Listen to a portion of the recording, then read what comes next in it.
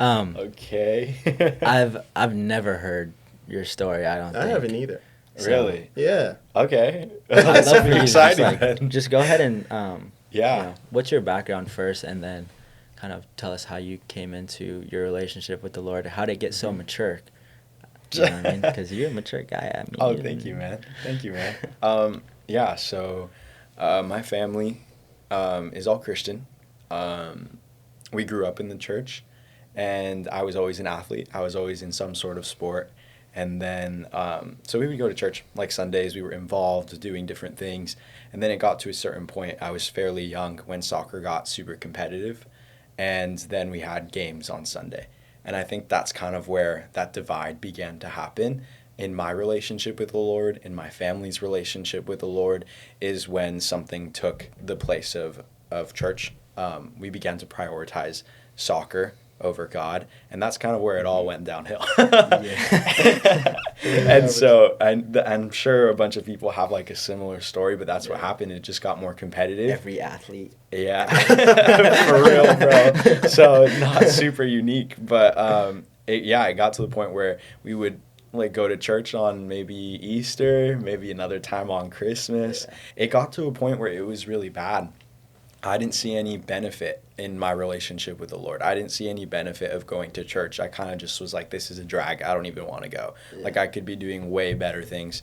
And unfortunately, that was kind of my perspective all the way up until high school. I was taking soccer super seriously. So I don't know if you guys know this, but I graduated from high school a year early. And so the whole like point the whole point the whole point with that was to go and take a gap year before college and go and try out for some professional teams in Mexico, in the United States, different things like that. And so there's a whole story there on why I ended up changing my mind. Mm-hmm. But I decided, I was like, well, I graduated early, might as well go to college early, that could be cool. And so I ended up coming to Vanguard. And at Vanguard is really where my life like turned around completely. So this is like freshman year. I'm 17 years old, and I'm coming in, and I'm still playing for my club team at the time. And I actually met a person here. His name's Aaron. Shout out Aaron. Aaron Solazaro. Salazar? I don't know his last name. Sorry, Aaron. Sorry, Aaron. I don't know your last name. Yeah, Aaron Solorzano. But yeah, no, I met him. He was in my frontline group. And he was on the track team at the time. And he loved Jesus so much. Like, again, kind of like what you were saying in your story, Axel. It's just like when people look like Jesus, it's like so intriguing. I was like, whoa. Yeah. Because, like, this is super side note, but, like, in high school and middle school, I felt like all my relationships and friendships, like you, like, were super shallow, super superficial. And that's all that I didn't know that I needed anything other than that. And then when I met Aaron, I was like, whoa, this guy has something. There's something about him that's, like, different. There's something that he has that I don't have, and I'm super curious as to what that is. And so he was super kind about it. He kind of, like, took me under his wing. I would ask him all the really annoying questions, like, okay, why do you do this? Why do you do that?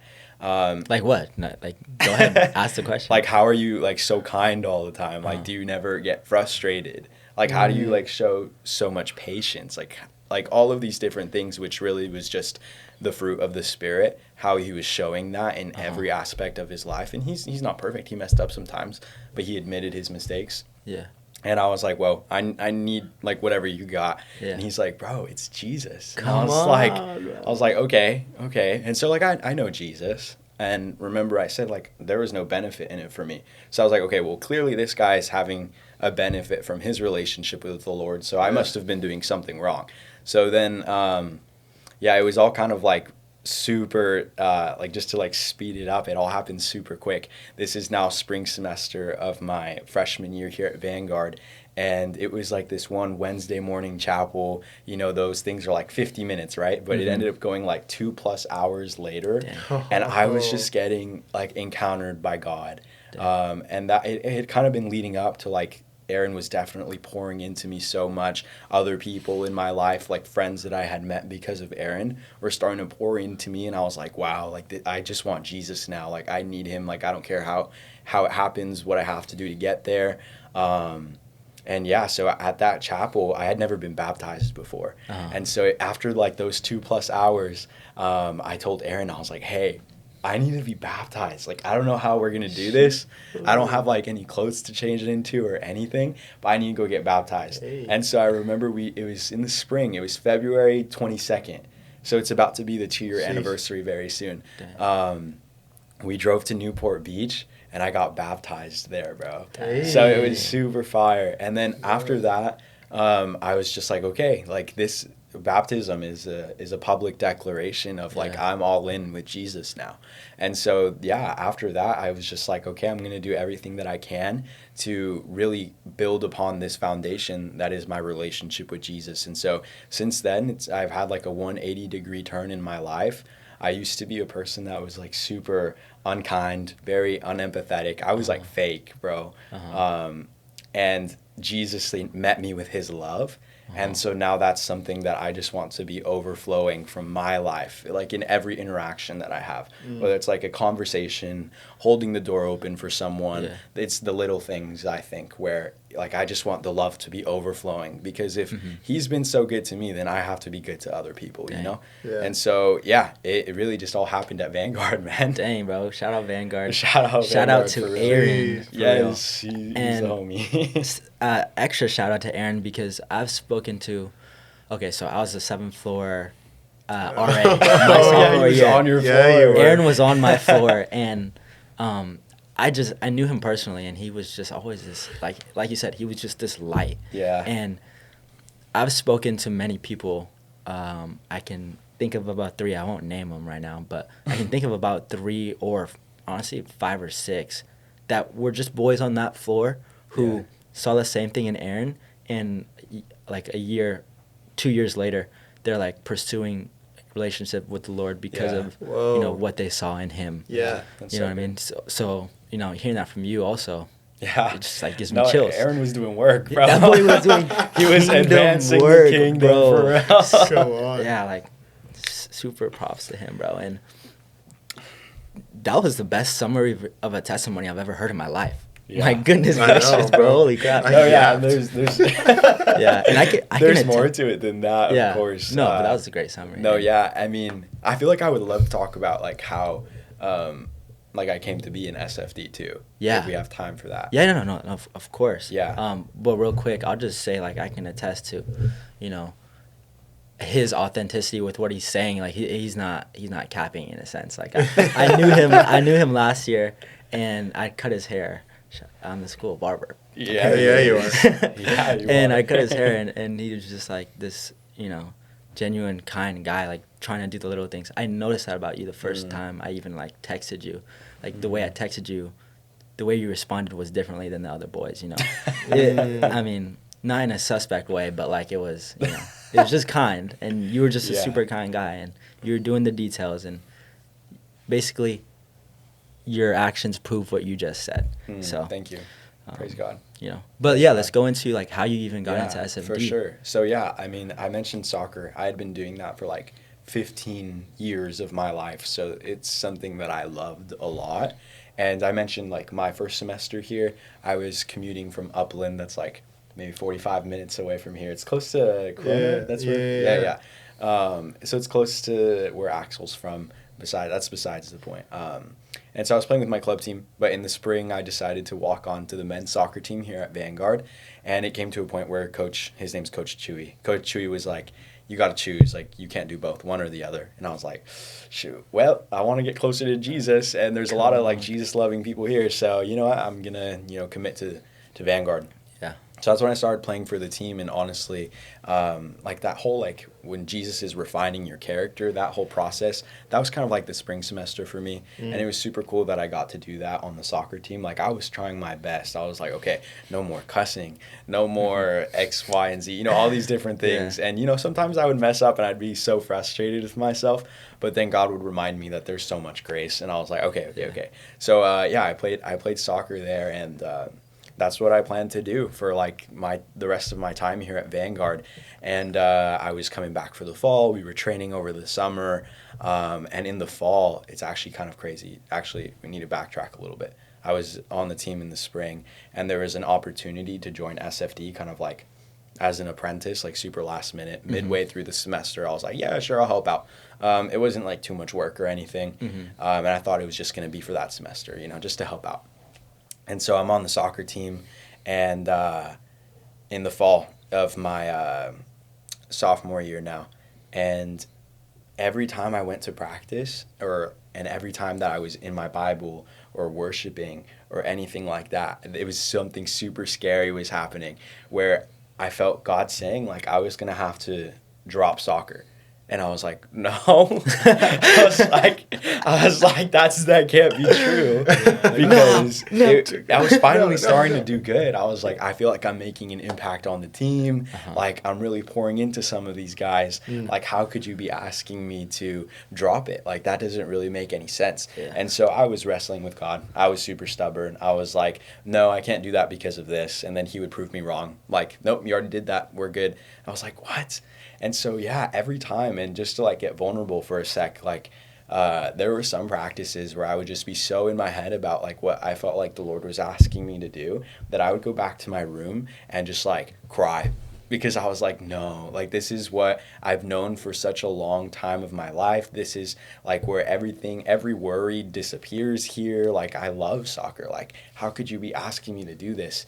And so that was basically, like, a semester-long process. Dang. And there's more details there, of course, but eventually it got to a point, something happened, and I was like, okay, God, like, I have to give you my yes. Like, you've taken me this far, and I really feel like I mentioned, like, soccer was definitely an idol in my life. I felt like he was asking me to lay that down. Yeah. Like, even though it wasn't anymore, I think he was like, this is, like, I want you to do this for me. And I was like, oh, man, okay. And so I did it, and I felt like I was supposed to interview for SFD. And, I did that not knowing what was going to happen. But this position that I'm in now, athletics chaplain, it didn't exist before. And so this position was created because of my obedience to the Lord. And now I've gotten to, like, work with all 19 different athletic teams here at Vanguard. So now it's not just, like, working with the soccer team. It's I'm getting to work with all the teams. Yeah. So, like, in hindsight, Yeah. Jesus had a plan, but, Yeah, he was right. but it was really hard to see that in that moment. And so, yeah, that's kind of how this year of SFD happened for me, was just, like, really a wrestling match with God, and then eventual obedience, and then there's been so much fruit, I think. So praise God for that. But I know you wanted to talk a little bit about callings and stuff too. I think mine's, like, it's kind of, when I tell people, they're like, what? Like, it's kind of, I guess, unconventional. But, like, I played sports for a long time, so I definitely have a passion for sports and athletes. I'm a big movie guy, Jay. I love movies. I'm speaking your language now. Yes, sir. But Yes, sir. I love movies. I almost consider doing what you're doing, bro. Like, getting into that major, trying to be a producer. I think God had different plans, but I love that. And then I also love music a lot. Like, I listen to all types of music, and I just love it. And so, and also I do think that, like, God's gifted me with certain gifts where I feel like I could be a good lawyer. And so I was like, what combines, like, all three or all four of those areas? And I did some research, and then there's a thing called an entertainment and sports lawyer. And so you just, like, you handle contracts, you get to work with athletes, musicians, actors, directors. Hopefully, like, eventually I'll have some, like, pretty big names there. And at first that was kind of just, like, a passion. Like, I was like, well, I'm passionate about all of these things. Like, this could be fun. Lawyers make good money. I was like, this sounds good. And then at, like, post, like, BC, like, before, like, or after Christ, like, after my BC, I kind of was like, well, is this actually a calling from the Lord, or is it just, like, something that I want to do? So I kind of wrestled with that for a little bit, and I was like, well, I don't feel like he's saying otherwise, so I'm just going to keep pursuing that. And then, like, in prayer, and then just through people's, like, speaking into my life, I've, like, recognized that it actually is a calling from the Lord to go into that industry that's pretty, like, high pressure. There's a lot of people in that industry that need Jesus. Yeah. And so 100%. I was, like, praying one day, and I felt like the Lord was saying, like if you're able to like just be so intentional with the one, and they have like obviously like a big influence, then they can reach like thousands. Yeah. So it's like it's not about me. Like I just want to bring people into the kingdom, and I think through the platforms that people like actors, you know, all those types of people have been gifted, they have the potential to reach like way more people than I ever could, you know? So I think that's really what I'm passionate about is like if I can reach one, they could reach thousands. That's what I tell myself.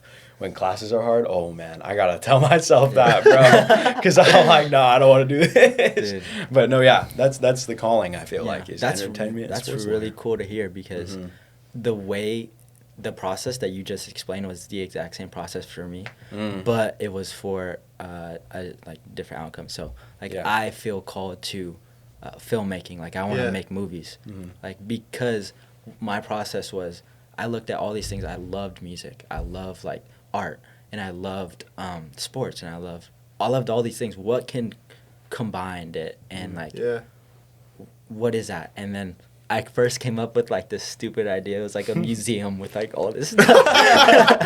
It was so stupid. But then like later on, I took a film class and I was like, you know what? Film has every aspect of this. Like it has music. It has all the visual arts, right? And it has acting is definitely a art as well. And it's just all that combined, and what is it for? And what film does is it makes you feel something, right? It can even like speak to you in certain ways that like your defensive mechanism to like people preaching to you is not up. So you can kind of get to people in a different way. So like what I want to do is like I want to use that to impact the kingdom essentially. Like I want to use that to like that's solid. Portray, you know, lessons from the Bible or just the love of Jesus. You know? Like that's my whole goal. Yeah, that's good. I think it's great. Like I feel like so many people don't realize that you don't have to go into a church job in order to feel like you're doing something in ministry. That's good. And it's like everything you do is ministry. Like even like when we talked earlier, like the fact that we represent Jesus to other people, like that is ministry. Like that's what we're called to do. Sure. And you have an impact wherever you're at, and then doesn't mean like just because I want to do something that's like worship leading, like that's something that's like obviously within the church, and you guys want to do something like filmmaking or entertainment law, like that it's any less important. You know, if anything, your guys is more important than mine. Nah. You're in sync right there. I feel like what came to mind was just, you know, that teaching in the Bible where we're all like different parts of the body, which is the church. Like, you know, if we didn't have worship leaders, then like, you know, we're cooked. You know, if we don't have producers in the film industry making an impact for the kingdom, then like we're cooked, you know? And so like we just need people in every area. So I agree. I think that there is that like misconception that you have to go into the church if you want to serve Jesus. But that's like not the case. You can serve God and be doing kingdom work in the workplace, whether you're in business, psychology, whatever it is that you want to go into, you can be making an impact for sure. Yeah. And another misconception too is that it's not scary. Right? Yeah. It's so scary, at least for me. I mean, I'm scared. The film industry is not something that, you know, is highly Christian at all. It's like probably the opposite. Yeah, for sure. And that's why I kind of see that, like, you know, there's a field that needs to be tended to. That's good. That's good. Thank you guys for being on the podcast. Yeah, thank you. Thank you for having us. This is awesome. Great. I know, it's so fun. That was such a fun time. You feel like Joe Rogan with these things. No, for real.